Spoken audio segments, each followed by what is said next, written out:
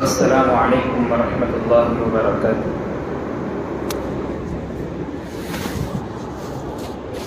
الحمد للہ رب العالمین والصلاة والسلام علی سید الانبیاء والمرسلین وعلی آلہ واصحابہ اجمعین، اما بعد، قال اللہ تبارک وتعالی فی کلامہ المجید والفرقان الحمید، اعوذ باللہ من الشیطان الرجیم، بسم اللہ الرحمن الرحیم، یا ایہا الناس انا خلقناکم من ذکر وانثی وجعلناکم شعوبا وقبائل لتعارفوا ان اکرمکم عند اللہ اتقاکم، صدق اللہ العظیم۔ حضرات سامعین، معزز بزرگوں اور دوستوں،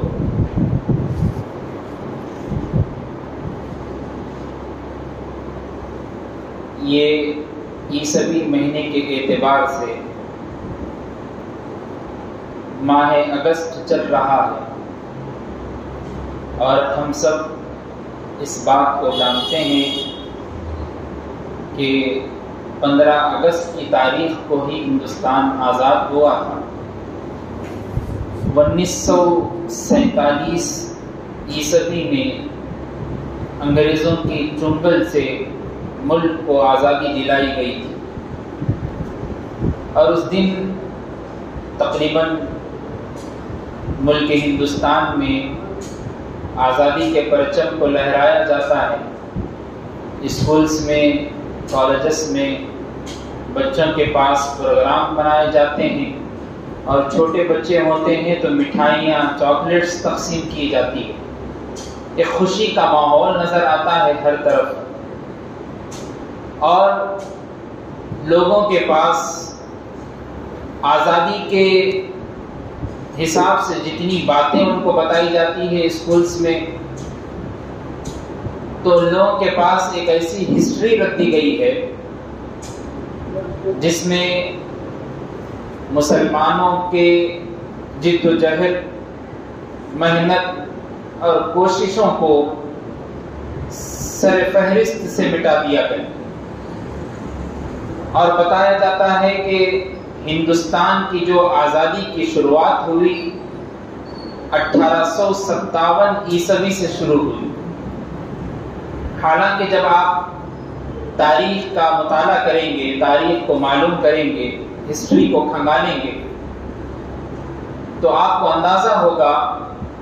کہ 1757 سے ہی آزادی کی جد و جہد اور محنت شروع ہو گئی، اور آپ اس بات کو سن کر حیران ہو جائیں گے کہ 1757 سے لے کر 1857 تک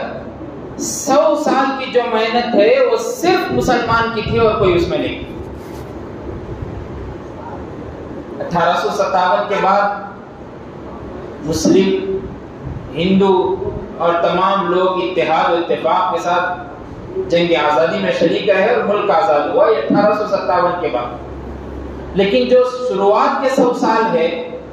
اس میں صرف مسلمان ہی تھے جس نے جنگ آزادی کے اور ملک کو آزاد کرانے کے لیے محنت اور کوشش کرتے تھے۔ اور آزادی ایک اللہ کی بہت بڑی نعمت ہے۔ ہم سب آزاد پیدا کیے گئے ہیں، ہم کسی کے غلام نہیں۔ ماں کی بطن سے پیدا ہوئے تو آزاد پیدا ہوئے، کسی کے پاس ہم غلام نہیں تھے، نہ کسی کے حکم اور اشارے پر چلنے کو ہم کو موقع ملا، اس لیے کہ ہم آزاد تھے، ہمارے ماں باپ کی فرمانبرداری کرتے ہوئے اپنی زندگی گزاری۔ لیکن جب ہم پہلے زمانے اور دور رسالت کو دیکھتے ہیں تو غلامی اور آزادی کا فرق معلوم ہوگا کہ جو لوگ آزاد ہوتے تھے وہ سکون سے جی سکتے تھے، اور جو لوگ غلام ہوتے تھے چاہے وہ صحابہ ہی کیوں نہ ہو، ان کو مارا جاتا تھا، پیٹا جاتا تھا، تکلیف دی جاتی تھی، اذیتیں دی جاتی تھی۔ اور ہم مشہور واقعات سنتے ہیں، بلال حبشی رضی اللہ عنہ کا، حضرت خباب رضی اللہ عنہ کا، مشہور صحابہ ہیں۔ جب وہ غلام تھے تو ان کے اوپر اذیتیں، تکلیفیں ہوئی۔ حضرت خباب رضی اللہ عنہ پر بڑا سا پتھر گرم کر کر ان کے سینے پر اور پیٹھ پر رکھ دیا جاتا، اور جب بولا جاتا ان کو کہ جو دین تم نے قبول کیا ہے اس کو چھوڑ دو، لیکن اس کے باوجود بھی انہوں نے دین کو تسلیم کیا، دین کے اوپر ڈٹے رہے اور چلتے رہے۔ اللہ کے رسول صلی اللہ علیہ وسلم صحابہ کو تعلیم دیتے تھے کہ جب تمہارے پاس مال ہے، دولت ہے، تو تم کو چاہیے کہ تم غلاموں کو آزاد کرو، اور صحابہ بڑھ چڑھ کر حصہ لیتے تھے۔ حضرت عثمان غنی رضی اللہ عنہ کے واقعات ہمارے سامنے موجود ہیں۔ کئی اصحاب کرام رضوان اللہ علیہم اجمعین ہیں جنہوں نے کئی غلاموں کو آزاد کرایا۔ حضرت ابوبکر صدیق رضی اللہ تعالیٰ عنہ بھی، کئی صحابہ ہیں۔ جب اللہ کے رسول صلی اللہ علیہ وسلم کا حکم ہوتا تو پھر صحابہ جانثاری کا ثبوت پیش کرتے، اور خود اللہ تبارک و تعالیٰ نے قرآن مجید میں بھی ارشاد فرمایا فتحریر رقبہ، تم غلام کو آزاد کرو۔ کیوں؟ آزادی ایک بہت بڑی نعمت ہے۔ ہم کو بیٹھے بٹھائی مل گئی، ہم کو کچھ تکلیف محسوس نہیں ہوئی، ہم کو اس کا اندازہ نہیں ہو رہا، لیکن جن علماء نے، جن مجاہدین نے ملک کی آزادی کو غلامی سے بچانے کے لیے کئی اپنے جانوں کا نذرانہ پیش کیا، ان کو معلوم ہے کہ غلامی کس طریقے سے ہوتی ہے اور آزادی کتنی بڑی نعمت۔ جب انگریز اس ملک میں 1600 عیسوی میں آیا تو بنگال، شہر بنگال اور کلکتہ کو اپنا ٹارگٹ بنا، اور ایسٹ انڈیا کمپنی کے نام سے کئی جگہوں پر تجارتی کام شروع کر دی۔ وہ لوگ پہلے خلافت اور پہلے قبضہ کرنے کے لیے یہ سوچ ان لوگوں کی تھی، لیکن انہوں نے کبھی ظاہر ہونے کا موقع نہیں دیا۔ ان لوگوں نے تو یہ بتایا کہ ہم تو تجارت کرنے کے لیے آئے ہیں، نیا سامان آپ کے پاس بیچیں گے، خریدیں گے، آپ لوگ اس سے ہیلپنگ کا ایک معاملہ ہوگا، ایک دوسرے کی مدد ہو جائے گی، اور کئی جگہ پر تجارت کو لے کر پھیل گئے۔ اور ایک دور وہ بھی آیا 1600 کے بعد، جب 1700 عیسوی شروع ہوئی تو علامہ سراج الدولہ، نواب سراج الدولہ رحمۃ اللہ علیہ نے سب سے پہلے جنگ آزادی کو لڑا، اور جو جنگ آزادی انہوں نے لڑی، تقریباً کتابوں میں بات ملتی ہے کہ وہ 1757 عیسوی کی جنگ آزادی تھی جو نواب سراج الدولہ نے لڑی تھی۔ اور جب انہوں نے پہچان لیا تھا کہ ابھی انگریز تجارت اور ایسٹ انڈیا کمپنی کے نام سے ملک کو غلام بنانے اور اپنے جال کو بچھانے کے لیے آئے، اور کئی جگہوں پر ان لوگوں نے چھوٹے موٹے راجا مہاراجاؤں کو خرید لیا تھا، اور خرید کر اپنا ٹارگٹ وہاں پر بٹھا دیا اور ایک کام شروع کیا لوگوں۔ اور نواب سراج الدولہ کو جب معلوم ہوا کہ بھائی یہ انگریز جو ہے اپنے سے ہندوستان کو کھینچنا چاہتے ہیں اور ملک کو غلام بنانا چاہتے ہیں، تو انہوں نے ایک ایسی بڑی جماعت تیار کی جس جماعت کو اگر وہ جماعت مستحکم طور پر لڑتی تھی تو اسی وقت انگریز ہی ہندوستان سے بھاگ جاتے تھے اور بھاگنے پر مجبور ہو جاتے تھے، کیونکہ ہندوستانی فوج سے زیادہ نواب سراج الدولہ نے اپنی فوج کو تیار کیا تھا، اور فوج کوئی معمولی نہیں تھی، ہتھیاروں سے لبریز تھی، تمام کے پاس ہتھیار تھے، انگریزوں سے زیادہ مسلمانوں کی وہاں پر لوگ تھے جو نواب سراج الدولہ کے ساتھ کھڑے ہوئے۔ لیکن آپ جانتے ہیں گھر کو آگ لگ گئی گھر ہی کے چراغ سے۔ کیا ہوا؟ مسلمان ہی نے غداری کر دی، اور میر جعفر نے اس وقت جتنے راز سراج الدولہ کے تھے جنگ کے لیے، وہ سارے راز اس نے انگریز کو بیچ دیے، اور بیچ کر اس نے جائیداد اور وقت کا جتنی مال تقسیم ہونی تھی سب قبض کر لی۔ اور جب آزادی کے موقع پر جب جنگ کے لیے کھڑے ہو گئے تو شکست کھانی پڑی، کیونکہ جب سب راز معلوم ہو گئے تو انگریز صحیح سے پہچان گئے کہ بھائی یہ ان کی پلاننگ ہے، جن کو ہم مار دیں گے اس پلاننگ کے تحت سے۔ نواب سراج الدولہ نے سب سے پہلی جنگ لڑی۔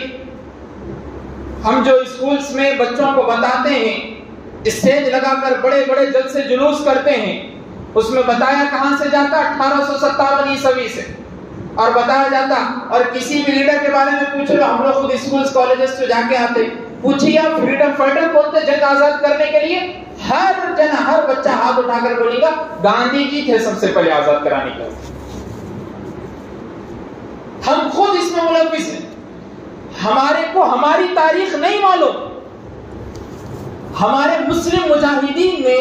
جنگ آزادی کے لیے، ملک کو آزاد کرانے کے لیے، انگریز کے چنگل سے اس ملک کو بچانے کے لیے کتنی جد و جہد کی ہم کو معلوم نہیں ہے، ہم بے خبر ہیں. تو جب ہم بے خبر خود ہے، جب ہم اپنی ہسٹری اپنے بچوں کو نہیں سنا سکتے، نہیں پڑھا سکتے، نہیں بتا سکتے، تو غیروں کو کیا پڑی کہ وہ آپ کے بارے میں بات کرے. اس لیے جمعے کے عنوانات سے جہاں پر جنگ آزادی کے اوپر بات ہوتی ہے، اصل میں بات اسی لیے کی جاتی ہے تاکہ آپ کے اندر وہ جذبہ پیدا ہو کہ یہ ملک جو ہے، اس ملک میں ہم کرایہ دار نہیں، یہ ملک میں ہم دوسرے سیکولر والے نہیں، اس ملک میں ہمارا کوئی دوسرا دین نہیں، اس ملک میں ہم ایسے ہی رہنے کے لیے نہیں آئے. اس ملک کو بنانے میں، اس ملک کے ایک ایک مٹی کے ایک ایک خانے میں ہمارا خون شامل ہے، اس کے بعد ہی ہم یہاں کے مکاندار بنے. اس لیے اراحت اندوری نے کہا تھا، سبھی کا خون شامل ہے یہاں کی مٹی میں، سبھی کا خون شامل ہے یہاں کی مٹی میں. کسی کے باپ کا ہندوستان تھوڑی، ہمارا ہندوستان. اس کے بعد سراج الدولہ کے بعد حیدر علی نے لوگوں کو جمع کیا اور بتایا کہ دیکھو، ملک کو انگریز اپنے چنگل میں لینا چاہتے ہیں، ہم ہتھیار کے ساتھ ان کا مقابلہ کریں گے. اور حیدر علی لڑتے لڑتے شہید ہو گئے، اور شہید ہونے سے پہلے انہوں نے اپنے بیٹے کو تیار کیا، جس کو میسور ٹیپو سلطان کے نام سے یاد کرتے ہیں. ٹیپو سلطان شہید رحمت اللہ علیہ نے، انگریز کو اگر کسی سے سب سے زیادہ ڈر ہوتا تو ٹیپو سلطان سے ڈر ہوتا. ان کی جرأت، ان کی شجاعت ایسی تھی لڑنے میں، انگریز کئی قافلے کے ساتھ بھی آتے تو ٹیپو سلطان اکیلے کھڑے ہو کر تنہا مقابلہ کر سکتے. ہندوستان کے خون کی گرمی اور یہاں کی مٹی کی طاقت ان کے اندر جذب تھی. اور پھر کیا ہوا؟ وہی اپنوں نے لوٹا، غیروں میں کہاں دم تھا. ہماری ڈوبی کشتی وہاں جہاں پانی کم. وہی غداری کر دی مسلمانوں نے. پھر میر سعادت نے پورے جتنے اندر کی باتیں تھی سب جا کر انگریزوں کے حوالے کر دی. اور پھر وہی بات،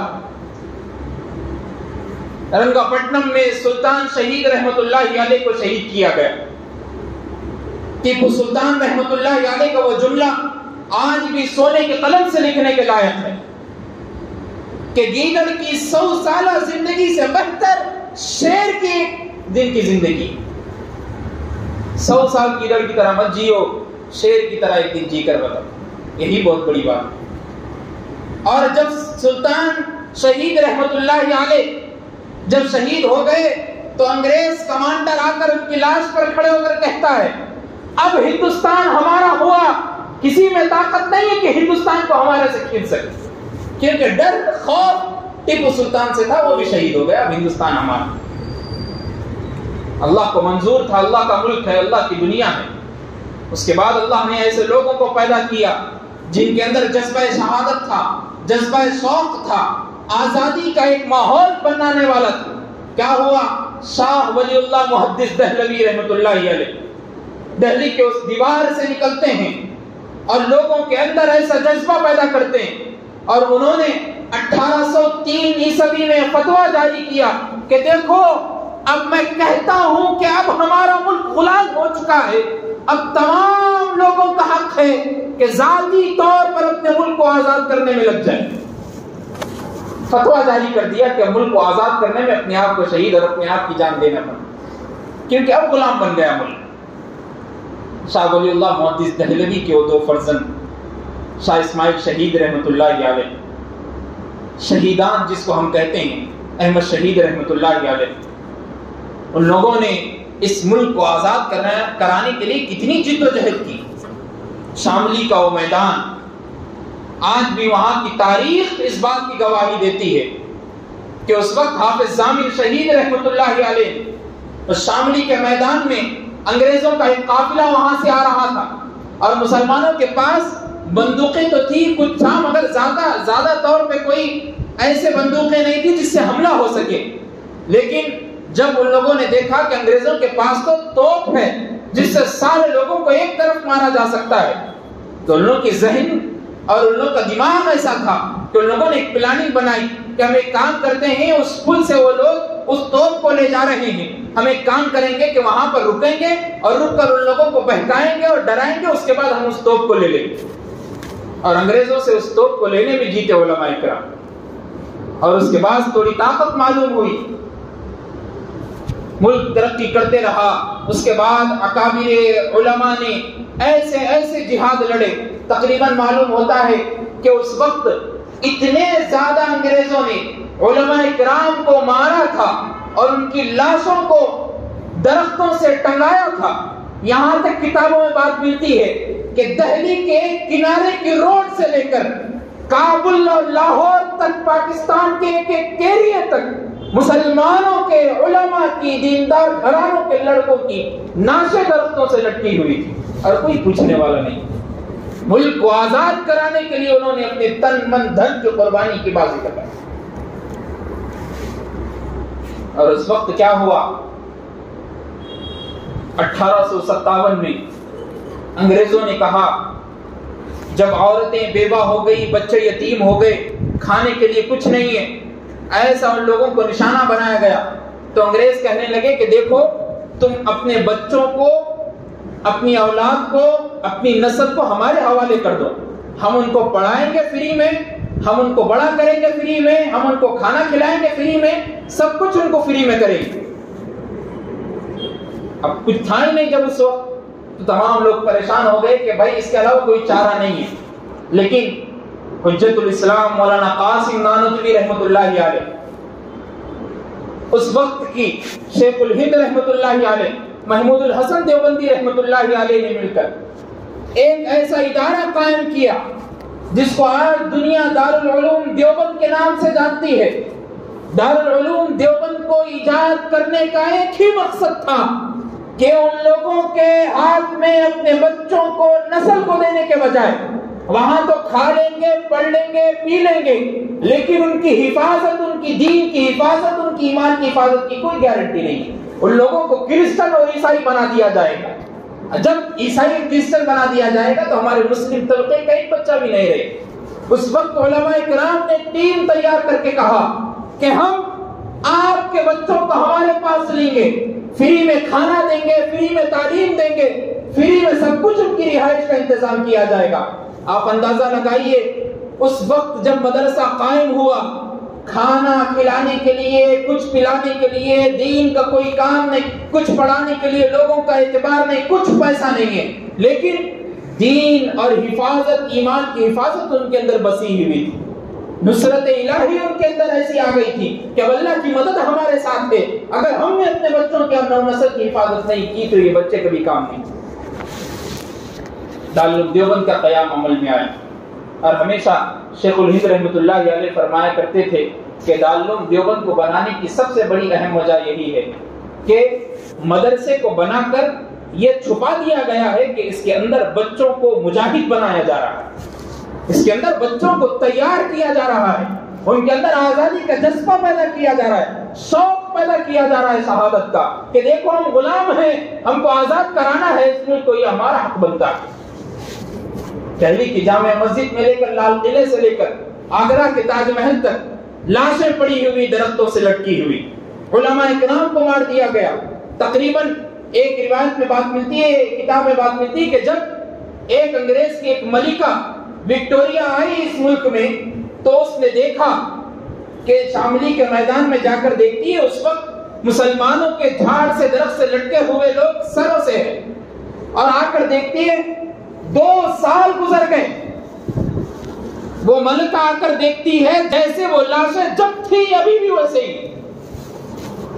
کسی جانور میں ہمت نہیں ہوئی کہ ان کے لاشوں کو کھایا جائے۔ یہ نصرت الہی تھی ان کے ساتھ، خدا کی مدد تھی ان کے ساتھ۔ ہندوستان کو آزاد کرانے کے لیے علماء کرام کی جدوجہد تھی۔ پھر 1857 عیسوی میں ایک جنگ جو ہوئی جس کو بخوبی سب لوگ جانتے ہیں، جب ہی سے مولانا ابوالکلام آزاد رحمۃ اللہ علیہ، جواہر لال نہرو، موتی لال نہرو، گاندھی جی نے مل کر ایک ایسی ٹیم تیار کی کہ اب ملک کو آزاد کرانے کے لیے ہماری ضرورت ہے، ہم اس کو آزاد کرانے میں آگے آئیں گے اور یہاں پر آ کر بچوں کو سکھائیں گے، دین کی تعلیم دیں گے اور بتائیں گے۔ اور اسی ملک کو آزاد کرانے سے پہلے شیخ الہند رحمۃ اللہ علیہ جب حجاز کے سفر پر ہے اور حج کا ارادہ کر کے نکلتے ہیں اور وہاں سے جا کر جب طائف کی طرف چلتے ہیں تو ان کے جتنے ریشمی رومال تحریک کے نام سے جو تحریک چلی، اب ریشمی رومال تحریک کیوں کہتے ہیں؟ ایک تو یہ کہ ریشم کا رومال تھا، اس کو کسی کے اوپر اڑا دیا جاتا اور اڑا کر اس کو بھیج دیا جاتا، یہاں کی چیزیں، یہاں کے خطوط وہاں پر بھیج دیا جائے۔ اب دیکھنے والے یہ دیکھتے کہ بھئی یہ تو شال اڑا ہوا ہے، یہ کیا لے کے جا سکتا، لیکن وہ ریشمی رومال تحریک، وہ ریشم کی رومال میں لکھاوٹ ہوتی تھی اور پڑھنے والا اور سمجھنے والا ہی سمجھ سکتا تھا کہ یہ بات کیا ہے۔ شیخ الہند رحمۃ اللہ علیہ نے ریشمی رومال تحریک کو چلایا اور انگریز کہتے جب شیخ الہند رحمۃ اللہ علیہ کے وہ بارے میں معلوم ہوا ریشمی رومال تحریک کے بارے میں، انگریز کہتا ہے اگر یہ ریشمی رومال تحریک اور 2-3 مہینے اس ملک میں چلتی تو انگریز کا ایک بچہ، ایک اولاد ہندوستان پہ نہیں بڑھ سکتا۔ شیخ الہند رحمۃ اللہ علیہ کی ذہانت اور شیخ الہند رحمۃ اللہ علیہ کا دماغ ایسا تھا، پست قد تھے لیکن دماغ میں اعلیٰ ظرف رکھتے تھے۔ جب ان کو طائف کے اس سفر کی واپسی میں انگریزوں نے عرب کا ٹیم جمع کر کے ان کو گرفتار کیا تو گرفتار کر کر مالٹا کی جیل میں ان کو بھیج دیا، اور مالٹا کی جیل میں جب بھیجا جاتا ہے، مالٹا کی ایسی جیل، اور شیخ الہند رحمۃ اللہ علیہ کی آبیتی میں لکھا جاتا ہے کہ ٹیک لینے کے لیے دیوار کو نہیں بنایا گیا تھا،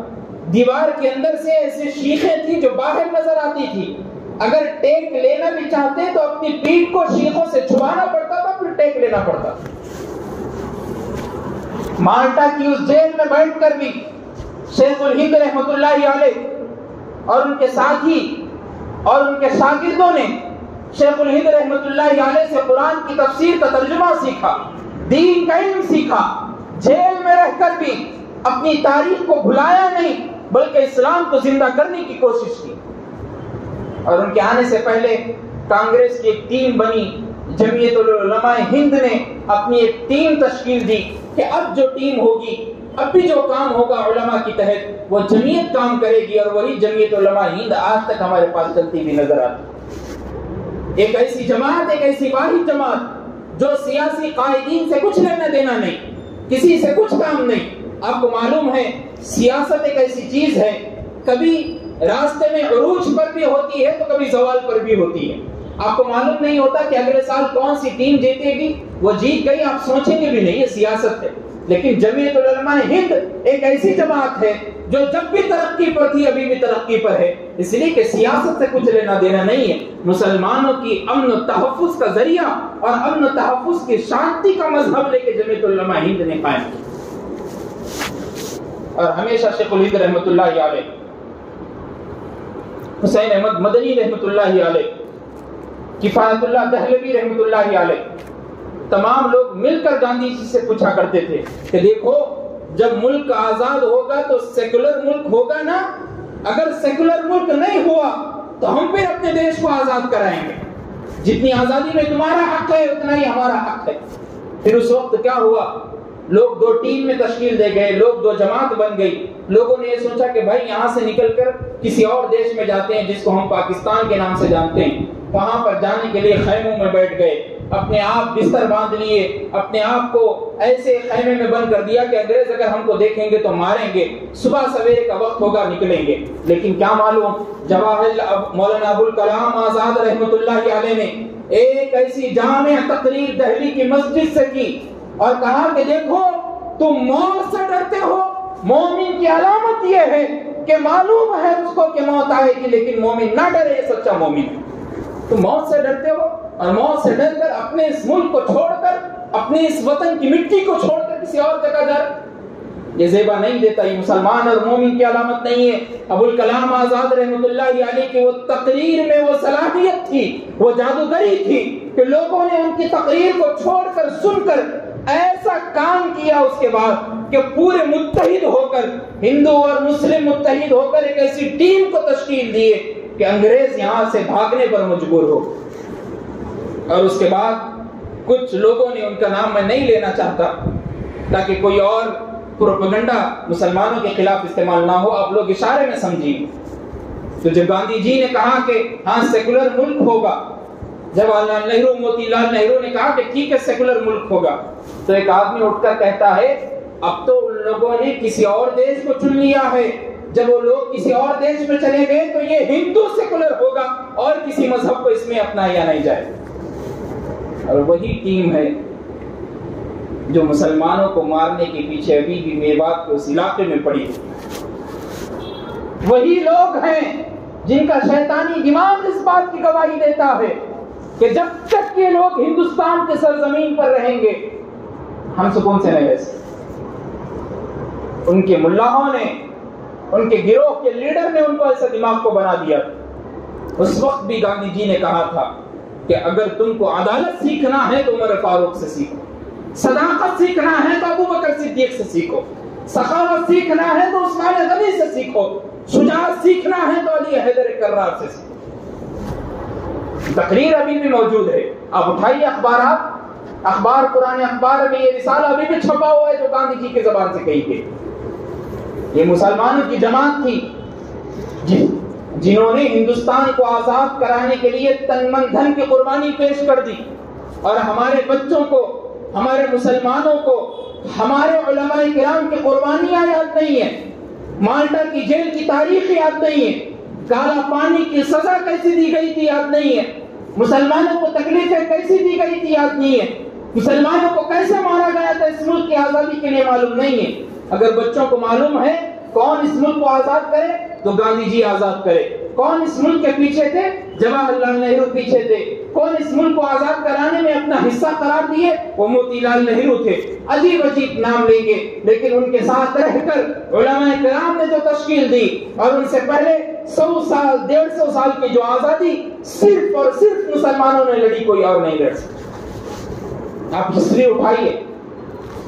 64,000 مسلمان تھے جنہوں نے جنگ آزادی میں حصہ لیا، 64,000، اور غیر مسلم 33,000 تھے۔ آدھے کو آدھا فرق تھا جو مسلمان ہندوستان کو آزاد کرانے میں آگے۔ اور آپ کہتے ہیں ہندوستان آپ کا ملک نہیں ہے، اور تم کہتے ہو کہ ہندوستان ہندو وٹ سے بنا، ہندو ہی اس ملک میں رہیں گے۔ اس کی تاریخ تم نے نہیں پڑھی۔ مسلمانوں کا خون اس ملک کی مٹی میں شامل ہے، اسی لیے ایک شاعر نے کہا تھا، اسی وطن کی ہے خاک سے خاک اپنی ملائیں گے، اسی وطن کی ہے خاک سے خاک اپنی ملائیں گے، نہ بلائے آپ کے آئے ہیں نہ نکالے آپ کے جائیں گے۔ یہ ملک ہمارا تھا، ہمارا ہے، ہمارا رہے گا۔ کسی کے مائی کا لال میں طاقت نہیں ہے کہ ہندوستان سے مسلمانوں کو بھگا کر ہندوستان سے مسلمانوں کو مارا جائے، کسی میں اتنی طاقت نہیں ہے۔ مارا بھی جائے گا، کاٹا بھی جائے گا۔ ملک میں، ہندوستان میں علماء اور ہندوستان میں مسلمان جب بھی اپنی جان کی بازی لگا کر ہندوستان میں ڈٹے رہے تھے، اب بھی وہ موقع آیا تو ہندوستان میں مسلمان صف اول میں نظر آئیں گے اپنی قربانی۔ اسی لیے اپنے بچوں کو، اپنی نسل کو، اپنے نو نسل کو، آنے والے بچوں کے ذہنوں میں یہ بات بٹھائیے کہ بچوں 15 اگست آتا ہے، اس کا مطلب یہ نہیں ہے کہ جن گن من پڑھا جائے، پڑھا جائے، آزادی کا ترنگا لہرایا جائے، چاکلیٹس کھائے جائیں، مٹھائی تقسیم کی جائے، لیکن بچوں کو بٹھا کر آدھے گھنٹے کی تعلیم یہ بھی دے، دیکھو بچوں اس ملک میں جو ہم رہ رہے ہیں، آزاد کرانے کے لیے ہم نے، مسلمانوں نے، علماء نے مل کر جدوجہد کی اور محنتیں کی، جب جا کر ملک آزاد ہو۔ اب اپنے بچوں کو بتائیں، ورنہ کیا معلوم ہم نہ بتائیں اور وہ بچے کسی اور رخ کی طرف، کسی اور راستے پر نظر آئیں۔ اسی لیے اس بیان سے، اس جمعے کی اسٹیج سے یہی بولنا مناسب تھا کہ جب 15 اگست آئے تو کبھی بھی ہو، چاہے اس سال ہو، اگلے سال ہو، اس کے بعد سال ہو، جب تک آپ زندہ رہیں، کوشش یہ کرے کہ 15 اگست کے دن 10 منٹ 15 منٹ میں اپنے بچوں کو، اگر مجھ کو معلوم بھی نہیں ہے تو کسی عالم دین کا بیان میں اپنے بچوں کو سناؤں گا اور کہوں گا کہ دیکھو ہمارے ملک کو آزاد کرانے میں ان علماء کرام کا ہاتھ، اپنے بچوں کو سکھائے۔ اللہ عمل کی توفیق عطا فرمائے، اور ملک میں جتنے پرفتن دور میں ہم رہ رہے ہیں، ماحول میں رہ رہے ہیں، اللہ ایسے ماحول سے ہم کو بچائے، مسلمانوں کی حفاظت فرمائے۔ وآخر دعوانا الحمد للہ رب العالمین. جو حضرات سنت نہ پڑھیں سنت ادا کریں.